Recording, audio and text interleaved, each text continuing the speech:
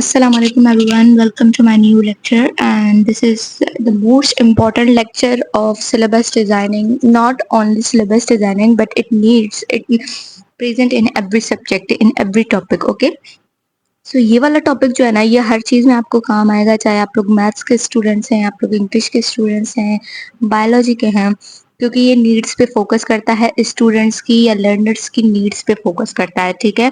और नीड्स हम लोग जो है अगर टीचिंग कर रहे हैं तो वो हमें ज़रूरी नहीं है कि इंग्लिश लैंग्वेज की he needs, English language learners की नीड्स पता चले। आप लोगों को नीड्स लर्नर्स की पता करनी है, चाहे वो लर्नर्स कोई भी हो, ठीक है। सो टॉपिक का नेम है नीड एनालिसिस। मैं प्रॉपर आप लोगों को बताऊंगी कि नीड्स जो है वो किस तरह फाइंड आउट करते हैं, नीड एनालिसिस का पूरा प्रोसेस क्या होता है और नीड एनालिसिस खुद होती क्या है basically. So let's move overview कर लेते हैं। As a learner of English, have you ever felt that a content you were exposed was not according to your needs expectations, ठीक है। ये कुछ क्वेश्चन है कि आपको लगता है एज अ लर्नर कि आपका जो कोर्स होता है या आपको जो जो भी चीज कंटेंट पढ़ाया जाता है वो आपकी नीड्स के हिसाब से नहीं होता। क्या कभी लगता है आपको? अगर लगता है तो वहां पे नीड एनालिसिस नहीं की गई होती है, लेकिन अगर आपको नहीं लगता मतलब वहां पे नीड एनालिसिस का प्रोसेस हुआ होता है, तभी आपकी नीड्स पूरी होती है, ठीक है। सेकंड क्वेश्चन क्या है, did you find some activities of little use and interest? क्या आपने कभी भी कोई ऐसी एक्टिविटीज आपको मिली है जिसका थोड़ा भी कोई यूज होता हो या थोड़ी भी वो इंटरेस्टेड हो, मतलब जो आपको एक्टिविटीज करवाई जाती हैं, क्या वो आपको लगता है कि वो यूजफुल होती है हमारे लिए, या वो जो है बहुत इंटरेस्टेड होती है? बिल्कुल होती है, यूजफुल भी होती है और इंटरेस्टेड भी होती है, ठीक है। Were you ever asked about what you needed for learning English? आपसे कब पूछा जाता है कि आपकी लर्निंग इंग्लिश जो है, मतलब इंग्लिश लर्न करने की क्या नीड्स है, कब पूछा जाता है? सो इसके आंसर्स जो आप लोग अपने अपने हिसाब से, मैंने अपने तो कर दिए, आप लोगों को आंसर्स मेरे हिसाब से, ठीक है। एज अ लर्नर पूछ रहा है तो आप लोग अपने भी कमेंट्स में मुझे बता दें इन तीनों क्वेश्चंस के answers. Let's move. What is need analysis? A set of procedure used for gathering information about the learners and communication task for use in syllabus design, ठीक है। नुनान की ये एक डेफिनेशन है जिन्होंने बोला है कि ये एक प्रोसीजर है जिसमें आप इंफॉर्मेशन कलेक्ट करते हैं, किसकी? लर्नर्स की इंफॉर्मेशन कलेक्ट करते हैं, किस चीज के लिए? सिलेबस को डिजाइन करने के लिए, ठीक है। कोई भी आप सिलेबस डिजाइन कर रहे हैं तो आप किस बेस पे डिजाइन करेंगे? ऑब्वियसली आप लर्नर्स के लिए सिलेबस डिजाइन कर रहे हैं तो उसकी नीड्स के हिसाब से आप डिजाइन करेंगे। जब तक आपको लर्नर्स की नीड्स नहीं पता होंगे आप लोग सिलेबस कैसे डिजाइन करेंगे, ठीक है। Needs largely refers to requirements, wants, expectations and और मोटिवेशंस, ठीक है। नीड्स का मतलब बता रहा है कि नीड्स में क्या क्या चीजें आ जाती है, रिक्वायरमेंट्स आ जाती है, वांट्स आ जाती है कि स्टूडेंट्स चाहता क्या है, उसकी एक्सपेक्टेशंस क्या है, उसको कौन सी चीज मोटिवेट करेगी, ये सब क्या है? नीड्स है स्टूडेंट्स की। The information from and about learners that can be used to inform decision making in syllabus design. Need analysis एक ऐसी इंफॉर्मेशन है जो हमें सिलेबस डिजाइन करने में मदद करती है कि हमें किस तरह सिलेबस डिजाइन करना चाहिए, ठीक है। ऑब्वियसली हम लोग जो है वो नीड्स के बेस पे जो है ना वो सिलेबस डिजाइन करते हैं। अगर हमें नीड्स पता होंगी कि स्टूडेंट को क्या चीज पढ़नी है तो हम वही चीज उसमें डालेंगे कि स्टूडेंट को ये चीज पढ़ानी चाहिए, ठीक है। Needs in syllabus design are often described in terms of linguistics deficiency, that is difference between what learner can presently do in a language and what he or she should be able to do, ठीक है। Needs analysis syllabus में आप लोगों को क्या describe करता है कि लर्नर जो है वो अभी क्या कर रहा है, क्या कर सकता है और उसको क्या करना चाहिए।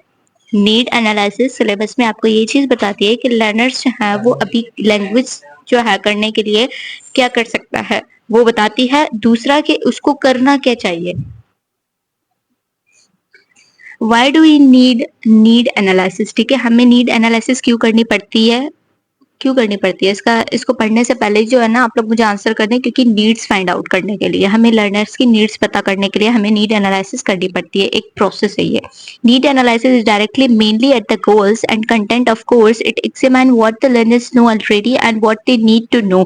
Need analysis makes sure that the course will contain relevant and useful things to learn. What purpose is the learner in learning the language? Okay मैं इसका आंसर करती हूँ, पहले ऊपर वाली पॉइंट समझा लूँ। वही चीज बोल रहा है कि हमें जो है ना नीड एनालिसिस के थ्रू क्या पता चलता है। एक तो हम लोग जो है सिलेबस जो है वो जो भी कोर्स है वो उनके हिसाब से जो रिलेटिव होता है, रिलेवेंट होता है वो डिजाइन करते हैं। ऊपर से जो है ना यूजफुल थिंग टू लर्न, और ये बहुत अच्छी चीज है हमें सीखने के लिए इन फ्यूचर। ठीक है। अब क्वेश्चन क्या पूछ रहा है, what purpose in the learner is learning the language, language learn करने में इसका क्या पर्पस है, क्या पर्पस है इसका। ऑब्वियसली लैंग्वेज लर्न करने में इसका पर्पस यही है कि हम लोग अगर लैंग्वेज को टीच कर रहे हैं, लर्न कर रहे हैं, तो पहले हमें हमारी नीड्स पता होनी चाहिए। ठीक है, हम लोग लैंग्वेज में क्या पढ़ते हैं, सिलेबस पढ़ते हैं। ठीक है, सिलेबस डिजाइनिंग पढ़ते हैं, टेस्टिंग, असेसमेंट्स, ये सारी चीजें पढ़ते हैं। इन सब चीजों के लिए इवन हमें जो प्रोडक्ट्स प्रोजेक्ट्स मिलते हैं, जैसे मैंने आप लोगों को पहले भी एग्जांपल दे चुकी हूँ, सर्वेज वगैरह होते हैं या पीबीएल वगैरह, तो उसके लिए हमने क्या किया, हमने नीड्स को फाइंड आउट किया, नीड एनालिसिस का प्रोसेस किया, हमें नीड्स का पता चला। या ईएसपी की हमने नीड एनालिसिस की थी, तो उसमें हमें क्या पता चला, नीड्स का पता चला, और हमने अपने सर्वे। तो लैंग्वेज लर्निंग करने में ये इस तरह मदद करती है। Specific needs versus general wants. ठीक है, I want to be able to talk to my friends in English. I want to improve my pronunciation. I want to correct the use of articles. ये सब क्या है कि specific needs कौन सी हैं और जनरल वांट्स कौन सी हैं। ठीक है, जनरल मतलब आपको यहाँ पे मैं एग्जांपल एक बताती हूँ, I want to be able to talk to my friends in English. ठीक है, ये क्या है, ये स्पेसिफिक नीड हो गई कि मुझे जो है ना अपने दोस्त के साथ इंग्लिश में बात करनी है, मैं इंग्लिश में बात करना चाहती हूँ। ये स्पेसिफिक नीड हो गई, इंग्लिश को मेंशन किया है कि इंग्लिश में ही करनी है। दूसरा क्या है, I want to improve my pronunciation, ये आपकी जनरल वांट्स हो गई कि प्रोनाउंसिएशन में सीखना चाहती हूँ। जरूरी नहीं है कि मैं इंग्लिश की ही प्रोनाउंसिएशन सीखूं, मैं किसी भी चीज की प्रोनाउंसिएशन सीख सकती हूँ। मैं मैथ्स की तो खैर होती नहीं है, सिंधी की सीख सकती हूँ, उर्दू की सीख सकती हूँ, या फ्रेंच लैंग्वेज की सीख सकती हूँ। तो ये जनरल नीड्स हो गई, आपकी जनरल वांट्स हो गई। या प्रोनाउंसिएशन आप सब्जेक्ट पे भी कर सकते हैं। ठीक है, जरूरी नहीं है कि आप सिर्फ इंग्लिश सब्जेक्ट की ही प्रोनाउंसिएशन सीखे, आप जो है वो मैथ्स की वोकेबलरी की भी प्रोनाउंसिएशन सीख सकते हैं। ठीक है, बायोलॉजी के वर्ड्स की प्रोनाउंसिएशन सीख सकते हैं। तो ये जनरल हो गई। लेकिन वहां पे ऊपर वाले एग्जाम्पल में क्या बताया गया है, वहां पे स्पेसिफिक बताया गया है कि मुझे इंग्लिश में ही बात करनी है अपने फ्रेंड से, मैं उससे उस वे में बात करना चाहता हूँ।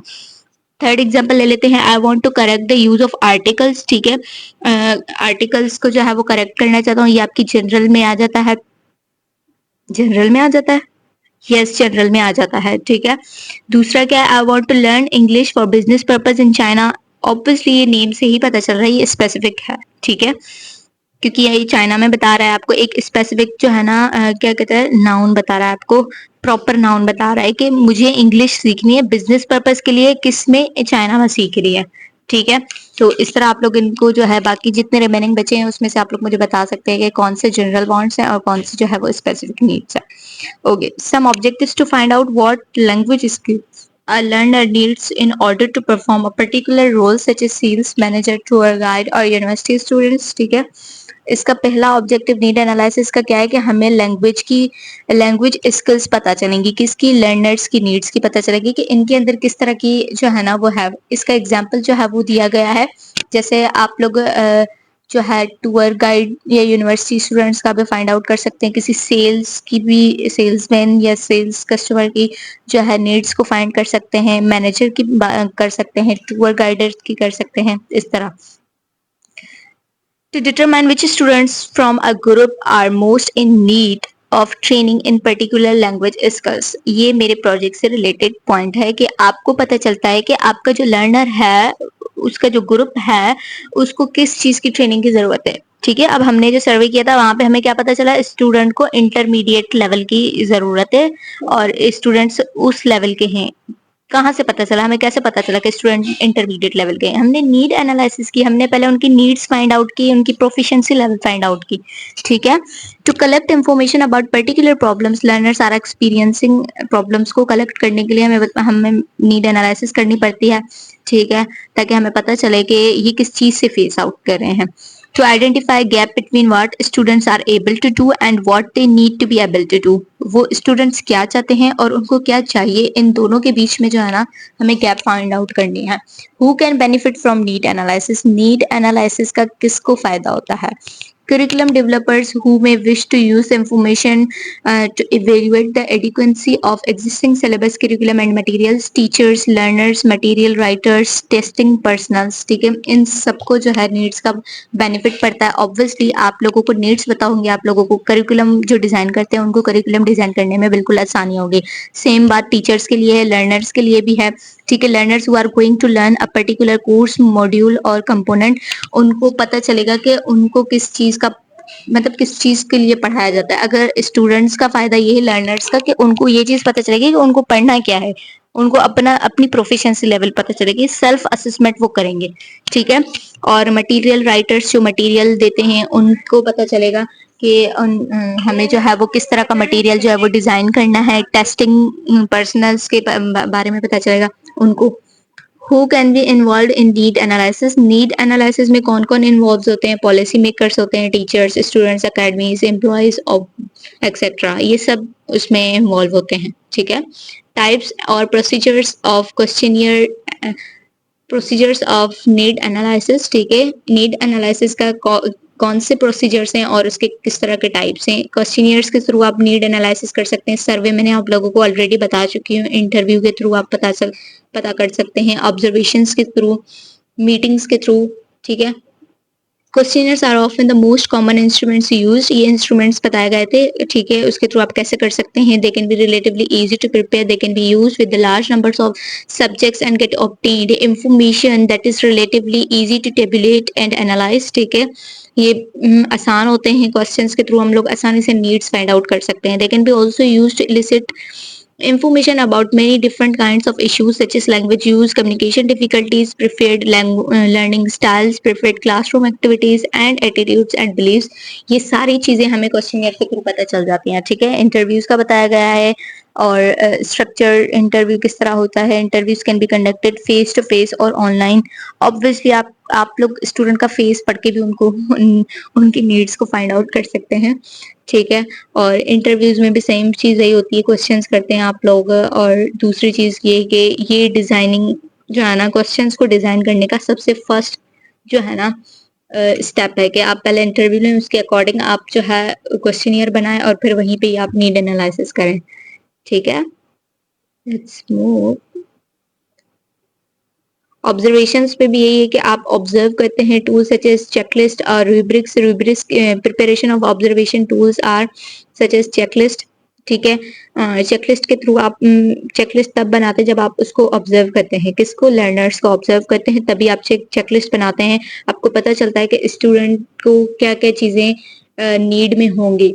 या रूब्रिक्स भी सेम उसी में आ जाता है। For example observing students performing in viva और आप प्रेजेंटेशंस। ठीक है, सिंपल मैं आप लोगों को दे दूं या वाइवा ही दे दें आप लोग कि वाइवा में जो है हम लोग रूब्रिक देते हैं कि स्टूडेंट की ये स्कोर है, ये स्कोर है, वहीं से हमें नीड्स का पता चल जाता है स्टूडेंट्स का। इंटरव्यू सेम वही बात हो गई। ऑब्जर्वेशंस में अगर कोई स्टूडेंट प्रेजेंटेशन दे रहा है तो वहीं से हमें पता चलता है कि इनके अंदर कौन सी एबिलिटी है और किस एबिलिटी की कमी है।